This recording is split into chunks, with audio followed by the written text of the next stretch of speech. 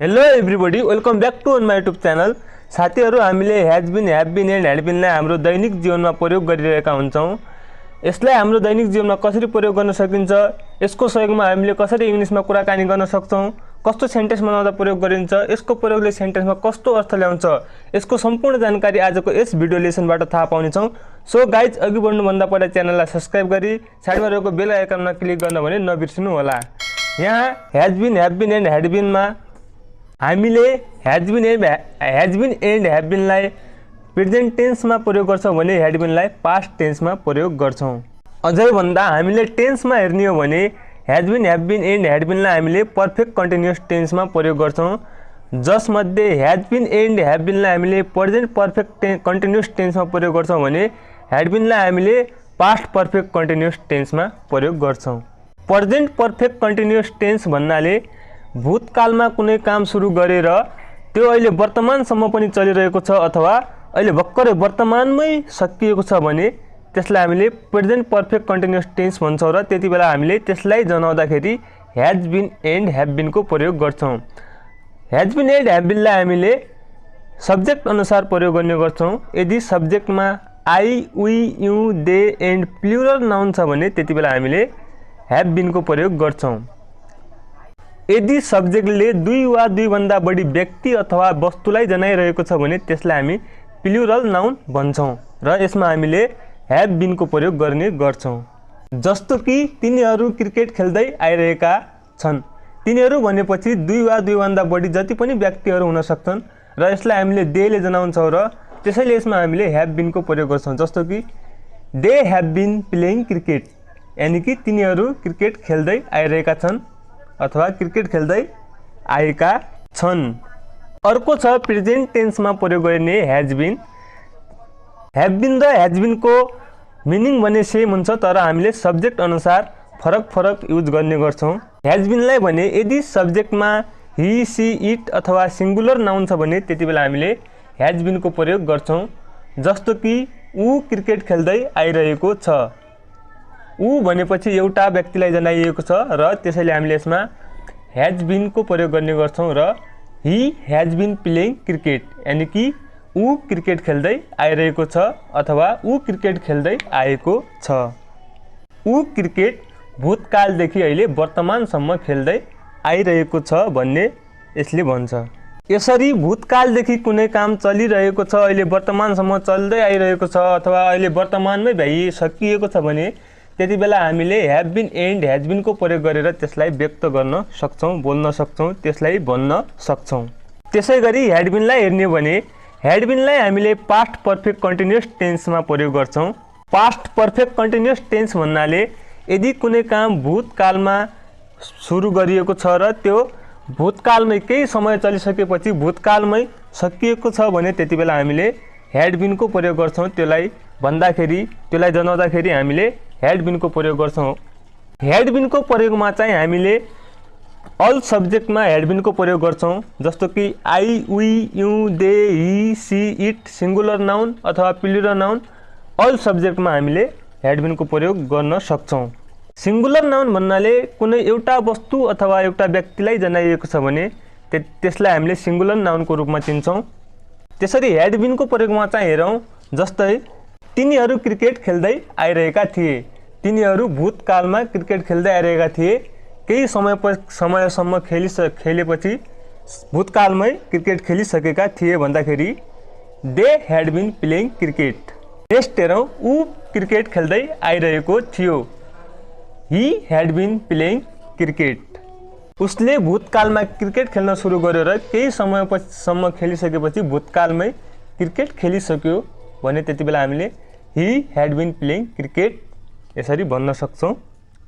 यसरी has been, have been and had बिनलाई individually रूपमा हेर्ने हो भने फर्स्ट ह्याभ बिनलाई हेरौँ। ह्याभ बिनलाई हामीले प्रेजेन्ट टेन्सको प्रेजेन्ट पर्फेक्ट कन्टिन्युअस टेन्समा प्रयोग गर्छौँ। यसलाई चाहिँ यदि सब्जेक्टमा I, we, you, they and plural noun छ भने त्यति बेला हामीले ह्याभ बिनको प्रयोग गर्छौँ। ह्याभ बिनको प्रयोगबाट हामीले अफर्मेटिभ सेन्टेन्स यानि कि positive sentence, negative sentence and question बनाउन सक्छौँ। यसको निश्चित रुल रहेको छ, निश्चित स्ट्रक्चर छ ह्याभ बिनको affirmative sentence, negative sentence and question बनाउने स्ट्रक्चर रहेको छ, जसमा अफर्मेटिभ सेन्टेन्स बनाउने स्ट्रक्चर रहेको छ subject plus have been plus before plus object. त्यसै गरी नेगेटिभ सेन्टेन्स बनाउने स्ट्रक्चर रहेको छ subject plus have not been plus before plus object अथवा subject plus haven't been plus before plus object. त्यसै गरी क्वेसन बनाउने स्ट्रक्चर रहेको छ have plus subject plus been plus before plus object र भने अन्तिममा क्वेसनमा चाहिँ अन्तिममा क्वेसन मार्क दिन भने बिर्सनु हुँदैन। जस्तो कि यसको केही इक्जाम्पलहरू हेरौँ। तिनीहरू बिहानदेखि काम गर्दै आएका छन्।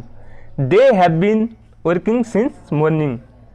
यसलाई नेगेटिभमा भन्दाखेरि तिनीहरू बिहानदेखि काम गर्दै आएका छैनन् भन्नु पर्यो भने they haven't been working since morning र क्वेसनमा भन्दा तिनीहरू बिहानदेखि काम गर्दै आएका छन् त भन्नुपर्दा have they been working since morning. Next हेरौँ। हामीहरू 4 घण्टादेखि पढ्दै आएका छौँ। We have been reading for 3 hours. यहाँनिर हेरौँ, हामीले पहिलो इक्जाम्पलमा सिन्सको प्रयोग गरेका छौँ भने दोस्रो इक्जाम्पलमा फरको प्रयोग गरेका छौँ। यदि स्पेसिफिक टाइम अथवा फिक्स निश्चित टाइम देखाउँछ भने त्यति बेला हामीले सिन्सको प्रयोग गर्छौँ भने टाइम अफ पिरियड देखाउँदाखेरि फरको प्रयोग गर्छौँ। मर्निङ एउटा स्पेसिफिक टाइम हो, निश्चित टाइम हो, बिहान भन्न खोजेको हो, त्यसैले त्यसमा हामीले सिन्सको प्रयोग गर्छौँ भने फर आवर चाहिँ एउटा टाइम अफ पिरियड हो र त्यति बेला हामीले फरको प्रयोग गर्छौँ।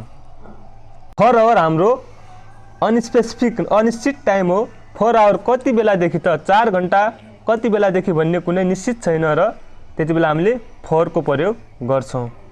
3 आवर्स। 3 आवर्स कति बेलादेखि हो भन्ने यो कुनै निश्चित छैन र त्यति बेला हामीले फरको प्रयोग गर्छौँ। अब हेरौँ, हामी 3 घण्टादेखि पढ्दै आइरहेका छैनौँ भन्नु पर्यो भने we haven't been reading for 3 hours. त्यसै गरी क्वेसनमा के हामी 3 घण्टादेखि पढ्दै आइरहेका छौँ त भन्दा have we been reading for 3 hours. Next हेरौँ। म विक्रम सम्वत 2076 देखि चितवनमा बस्दै आइरहेको छु। I have been living in Chitwan since 2076 BS।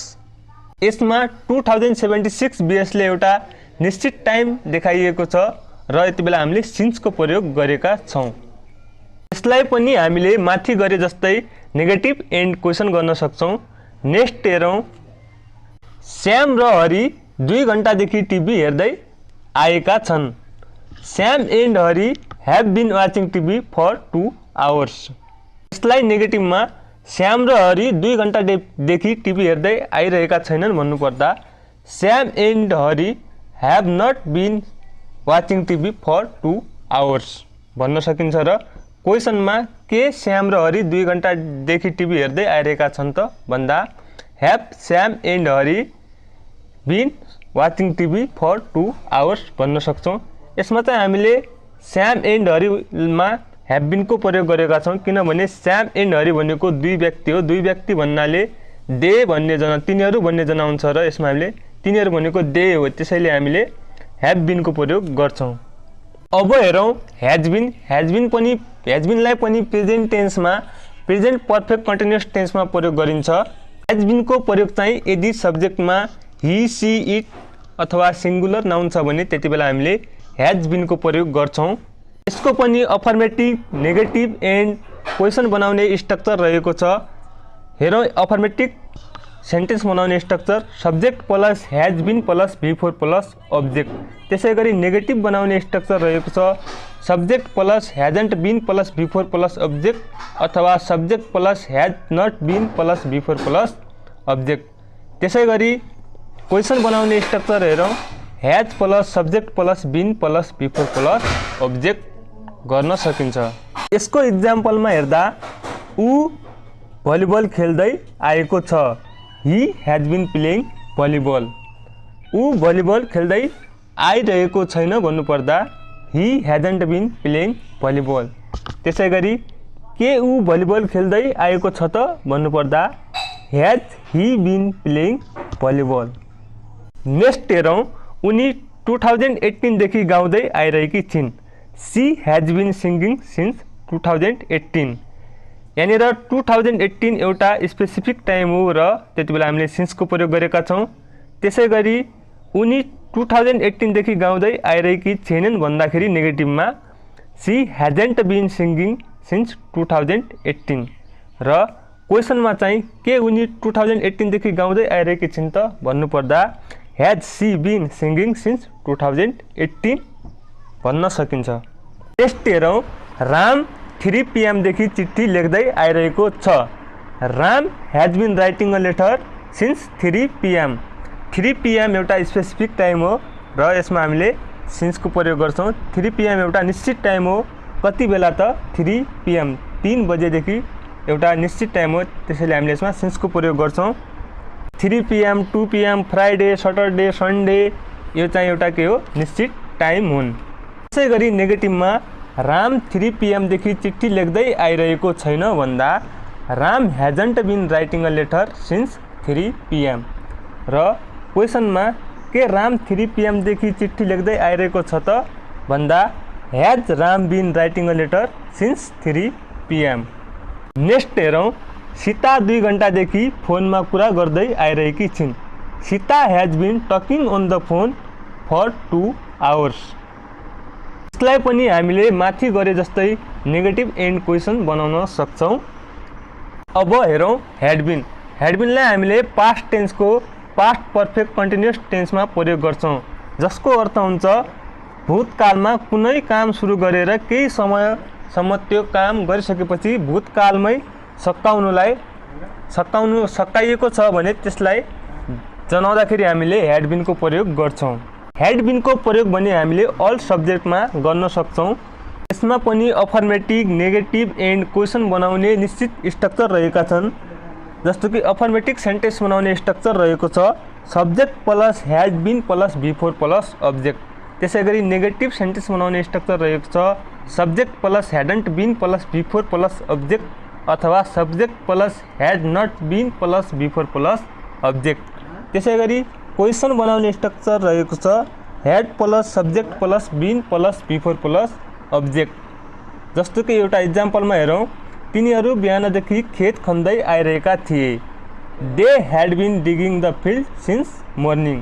तिनीहरू बिहानदेखि खेत खन्दै आइरहेका थिए र केही समय खनिसकेपछि खेत खनिसकेका थिए भन्ने यसले जनाउँछ।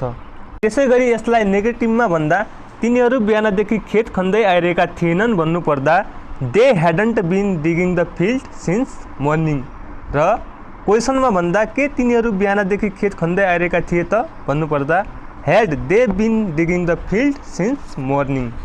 नेक्स्ट हेरौँ, ऊ 2020 देखि इङ्ग्लिस बोल्दै आइरहेको थियो। He had been speaking English since 2020। त्यसै गरी नेगेटिभमा ऊ 2020 देखि इङ्ग्लिस बोल्दै आइरहेको थिएन भन्दा ही हेडन्ट बिन स्पिकिङ इङ्ग्लिस सिन्स 2020। त्यसै गरी क्वेसनमा के ऊ 2020 देखि इङ्ग्लिस बोल्दै आइरहेको थियो त भन्दाखेरि had he been speaking English since 2020। Next हेरौँ, म चित्र कोर्दै आइरहेको थिएँ। I had been drawing the picture. त्यसै गरी म चित्र कोर्दै आइरहेको थिएन भन्दा I hadn't been drawing the picture र के म चित्र कोर्दै आइरहेको थिएँ त भन्दा क्वेसनमा had I been drawing the picture. त्यसै गरी नेक्स्ट एउटा हेरौँ, सीता र गीता 3 वर्षदेखि इङ्ग्लिस सिक्दै आइरहेकी थिइन्। Sita and Gita had been learning English for 3 years.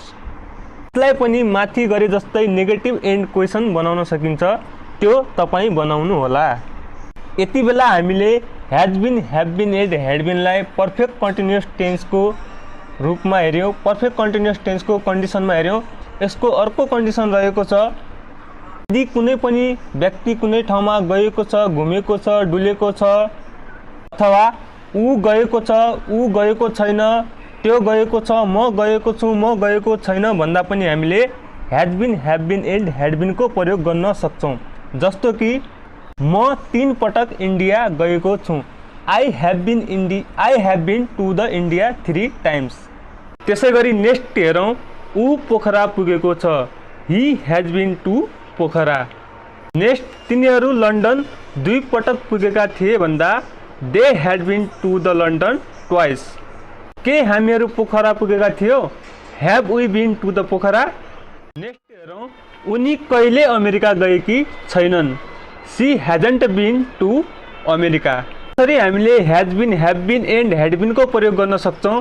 साथीहरू, यदि भिडियो मन पर्यो भने लाइक, सेयर एन्ड सब्सक्राइब गर्न भने नभुल्नुहोला, जसले गर्दा हामीलाई थप अरू भिडियो बनाउने हौसला मिल्नेछ।